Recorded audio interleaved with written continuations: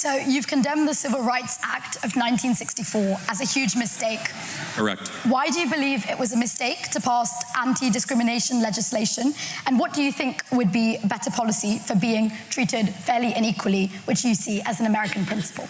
Yeah, nothing against the intent, but it was too broadly written and it played into something called disparate impact.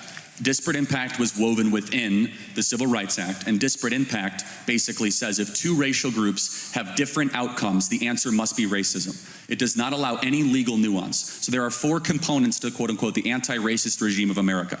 I don't pretend to know what goes on in this country. I could just talk about America. I'm sure that's fine.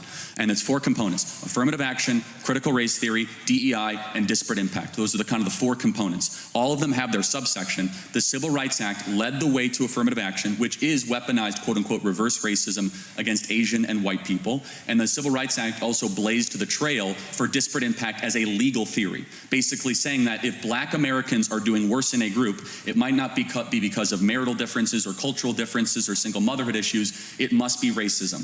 And so because of that, the Civil Rights Act was too broadly written. It's now being applied in my country as a way to get rid of voter integrity, to get rid of election integrity, get rid of voter ID. So the intent, it should have been a single page or a two-page bill to say that you cannot discriminate against based on the color of somebody's skin, period, end of story. Instead, we get a multiple 100-page bill with lots of chapters and lots of lesser-known amendments that created basically a permanent anti-racist bureaucracy within our federal government to go find racism where it doesn't exist and create it in new places where it otherwise did not exist.